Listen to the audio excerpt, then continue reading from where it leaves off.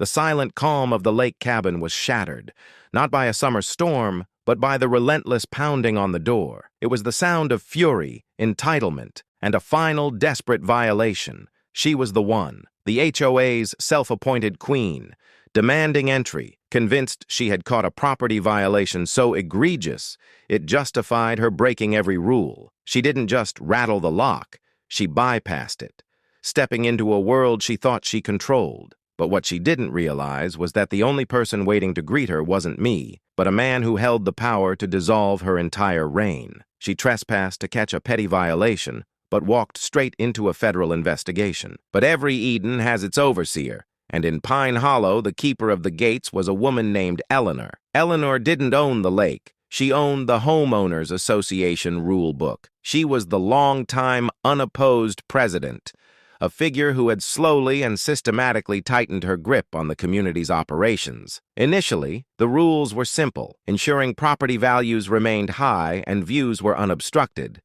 But as time passed, Eleanor's enforcement became less about community upkeep and more about personal control. Her influence expanded, turning minor infractions into public spectacles. The owner had always operated below Eleanor's radar, largely due to the cabin's secluded position. However, a small, entirely necessary structural improvement to the lakeside boat dock, a slight extension required for safety and compliant with all county codes, had been undertaken recently. It was a subtle change, almost invisible from the main road, but visible enough from the lake itself. This single, practical modification would be the precise pinprick Eleanor needed to pierce the owner's serenity and begin a campaign of absurd, escalating interference that would expose the true pettiness and corruption brewing beneath the tranquil surface of Pine Hollow Estates. The quiet battle for the dock was about to become a loud war for the property itself. The property wasn't just a house, it was a sanctuary, a perfectly framed A-frame lake cabin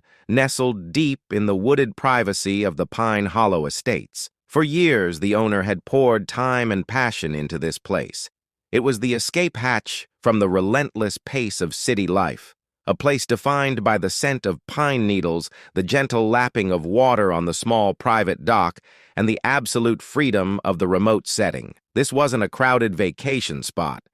It was a year-round retreat built on decades of hard work and quiet ambition. Life here was simple, centered on the tranquility of the lake property. Days were spent maintaining the pristine shoreline, ensuring the aged cedar siding on the cabin remained perfectly sealed, and occasionally hosting small, quiet gatherings of close, trusted friends. Every element, from the hand-built stone fire pit to the carefully managed natural landscaping, was a testament to the owner's respect for the wilderness and the property itself.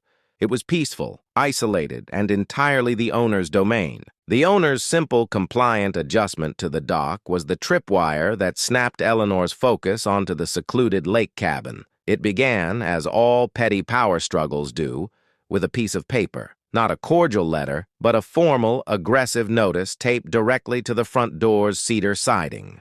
The initial offense, according to the document, was unapproved architectural deviation. The violation, the new railing height on the dock, was 2.5 inches higher than the standard defined in the 1987 Pine Hollow CCRs, covenants, conditions, and restrictions. The fine was immediately levied, a three-figure sum, and demanded immediate rectification within 7 days. The notice, signed in an imperious script by Eleanor herself, was a declaration of war over inches. The owner's first reaction was disbelief, quickly followed by determined scrutiny. Every document was pulled: the original county permit for the dock work, the safety compliance reports, and the full HOA rulebook. The rule cited was indeed ancient, but it had an obscure, rarely invoked clause that allowed the board president unilateral interpretation in the absence of a modern standard.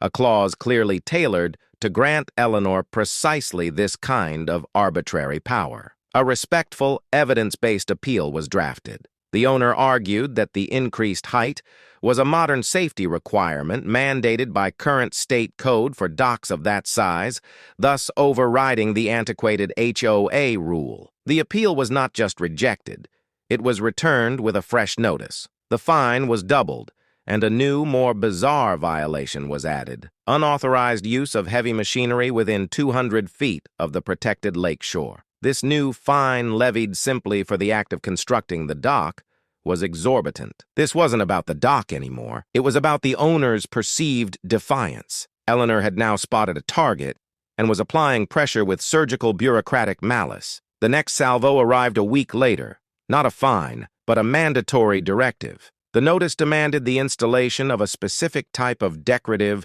wrought iron fence along the entire property line visible from the community road. The rationale provided was aesthetic uniformity, a rule no other remote cabin owner in the estates had ever been required to comply with. The hidden truth: the lake cabin was the only property Eleanor couldn't easily monitor from the central HOA grounds. The fence was designed not for beauty but for surveillance. It had to be installed by a specific, expensive contractor, a contractor, the owner discovered, who happened to be Eleanor's nephew. The sheer cost and absurdity of the fence mandate were overwhelming. The owner was pushed to the breaking point, the tranquility of the cabin evaporating under the steady, hostile bombardment of paper. Legal consultation confirmed the bleak reality. Fighting the HOA was an expensive, slow, and emotionally draining process, where Eleanor's deep pockets and self-serving interpretation of the rules gave her the immediate advantage. The owner decided to stall. The fines were ignored, and the fence directive was met with a polite yet firm legal notification stating that the request was an unreasonable burden and an overreach of authority. This calculated defiance triggered Eleanor's ultimate response. Eleanor didn't just escalate the fines, she escalated the personal involvement. She began showing up. First, it was driving slowly past the property, pausing for an uncomfortable duration. Then she started taking photos of the owner's car, the mail delivery, and any temporary equipment left outside. The intrusion was constant, relentless, and deeply unsettling. The climax of this surveillance phase came during a planned, essential maintenance period. The owner, needing to replace a faulty water heater, was temporarily storing a rusted, unusable old unit on the back porch, awaiting the contractor's arrival for disposal. Eleanor seized the opportunity. She called an emergency HOA board meeting, attended only by her two most compliant neighbors, and unilaterally passed a motion for an immediate full property inspection. The notice gave less than 24 hours warning. The owner arrived home that evening to find Eleanor and her two silent witnesses standing on the edge of the property, taking photos of the junked water heater. Eleanor, speaking with theatrical disgust, declared the property an immediate blight risk and cited a brand-new handwritten bylaw, one the owner had never seen, that prohibited the storage of non-recreational refuse anywhere on the premises. The fines attached to this violation were now truly crippling, eclipsing any minor cost of the original dock repair. But it was the public humiliation that felt worse. Eleanor began posting notices at the community center, listing the cabin address and the alleged blight violation, framing the owner as a destructive force ruining property values for the entire community. The owner's resolve hardened. The initial instinct to simply sell and leave was replaced by a fierce determination to fight. The petty rules, the financial extortion, and the constant harassment had coalesced into a single, undeniable truth. This was a power play, and Eleanor intended to drive the owner out. This was when the owner began quietly assembling the case. Every fine, every photo, every rule citation, and every correspondence was organized. A deep dive into Eleanor's past actions revealed a pattern of board overreach, self-dealing contracts, and questionable financial management stretching back years. The owner realized the battle wasn't just about a dock or a fence.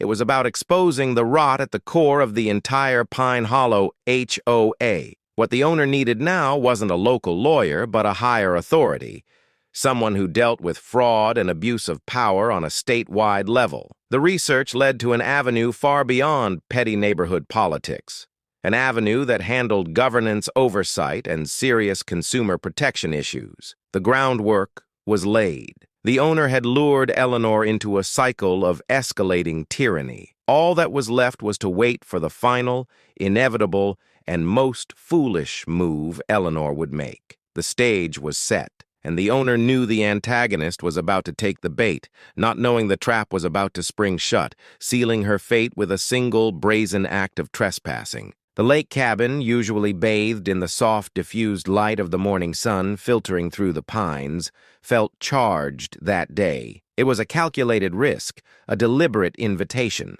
The owner had made arrangements, securing the most critical appointment, and now simply had to wait for Eleanor to complete her own self-destructive narrative. Eleanor was predictable in her overreach. The posted notices, the crippling fines, the surveillance, none of it had driven the owner away. To her mind, this defiant silence meant the owner was planning a grand countermove, and she needed to preempt it. She was obsessed with the idea of a final, unannounced inspection that would catch some new, colossal violation that justified calling in the authorities herself. The owner had given her the perfect target. A heavy canvas tarp lay haphazardly draped over a mound of objects near the deck, deliberately positioned to look like a desperate last-minute attempt to conceal something illegal. It was the bait, and Eleanor, fueled by ego and the conviction of her own righteousness, swallowed it whole. It started with the sound of tires crunching gravel, slower than a neighbor's drive-by,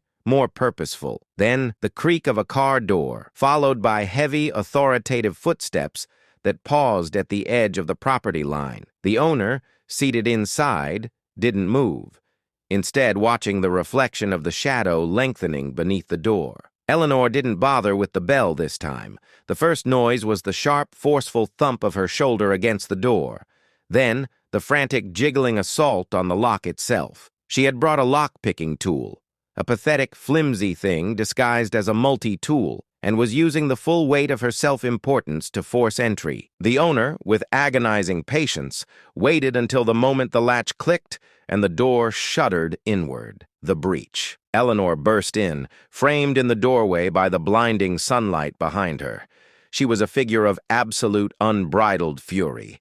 Her hair was messy, her face blotchy with righteous indignation, and her voice, usually a sharp, calculated sneer, was a triumphant shriek. "I knew it! Unauthorized entry, you—" Her eyes were fixed on the owner, her body already moving past the foyer, ready to storm toward the mysterious tarp outside. She didn't notice the silence. She didn't register the sheer impassivity of the owner's posture. All she saw was her victory, the justification for the years of petty tyranny. She was moving to deliver her final, crushing condemnation. But then, a movement from the corner of the room stopped her dead. Seated quietly at the antique wooden table, surrounded by stacks of impeccably organized legal binders and files, was another man. He was impeccably dressed, radiating an aura of quiet, unquestionable authority. His glasses sat low on his nose, and his gaze, lifted slowly from the documents, was one of pure,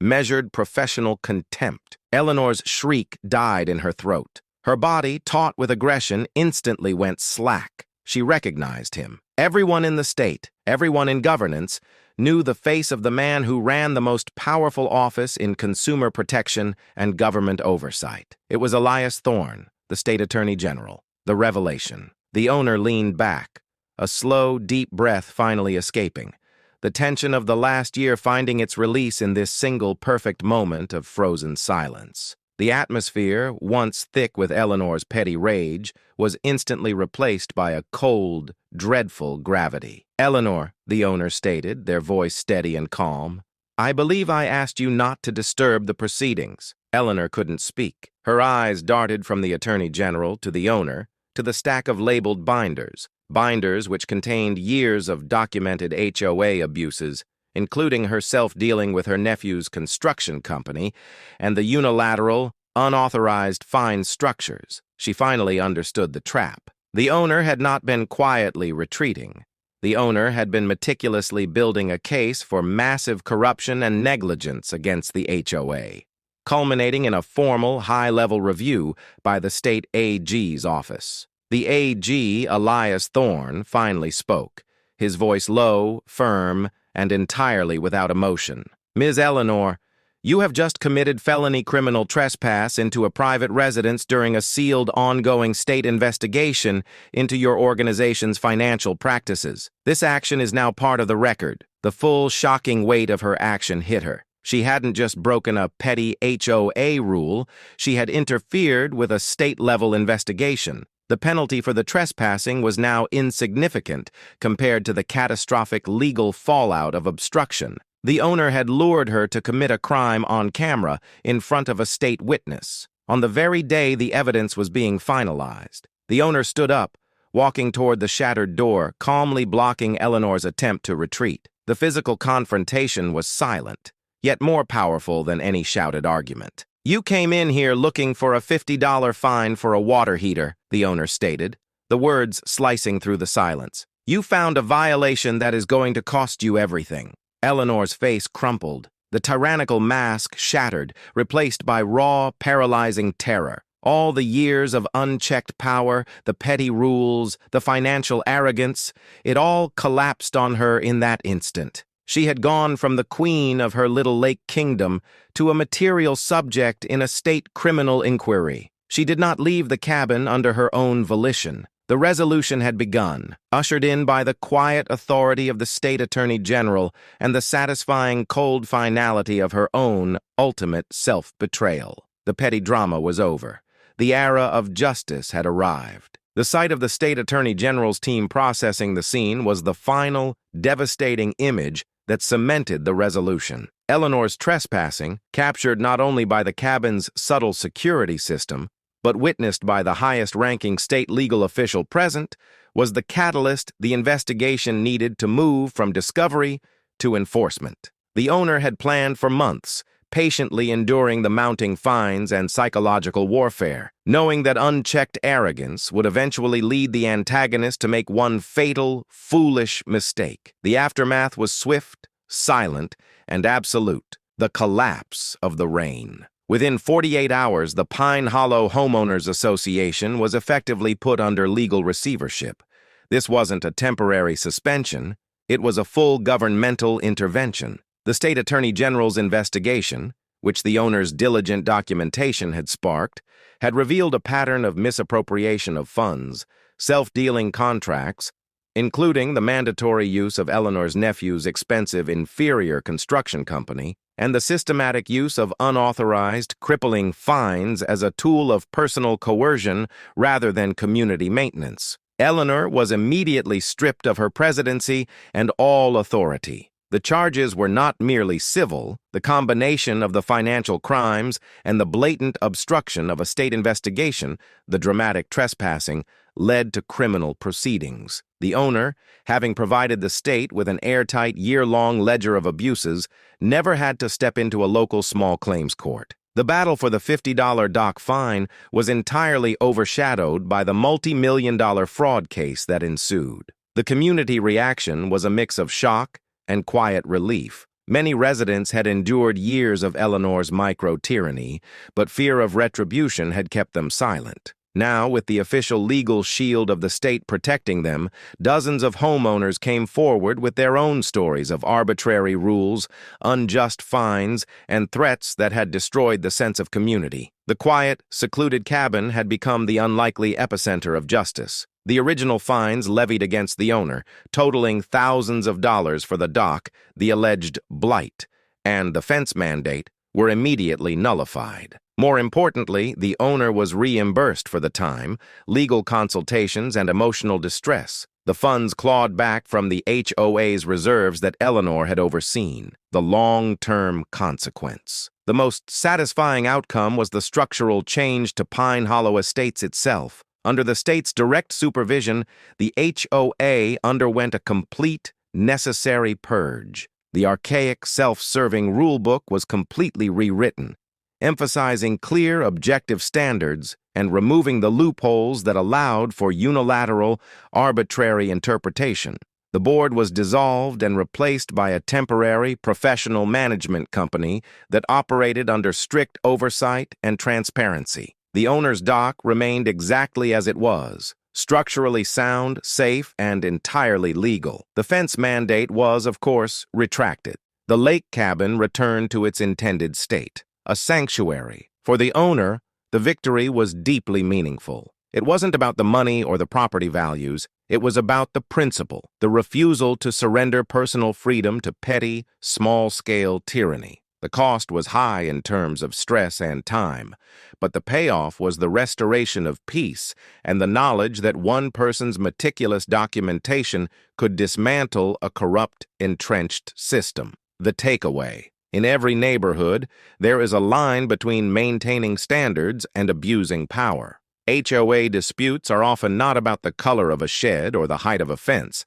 They are about control, ego, and the misuse of delegated authority. The homeowner's story is a profound lesson in choosing your battles wisely, and more importantly, in doing your research. They didn't just fight the rule, they found the crime. They didn't just argue about the fence, they exposed the fraud behind the contractor. By refusing to engage in petty shouting matches and instead building an overwhelming legal fortress, they turned a minor property skirmish into a massive public cleanup. The ultimate lesson of Pine Hollow is this: when faced with a petty tyrant who weaponizes the rulebook, sometimes the most effective response is not to argue the rule, but to challenge the ruler's legitimacy itself. The lake cabin remains. It is still quiet, still private, but now it carries a powerful, silent history. It is a reminder that even the deepest, darkest woods cannot hide a determined person, and that the biggest power plays often start with the smallest, most absurd violations.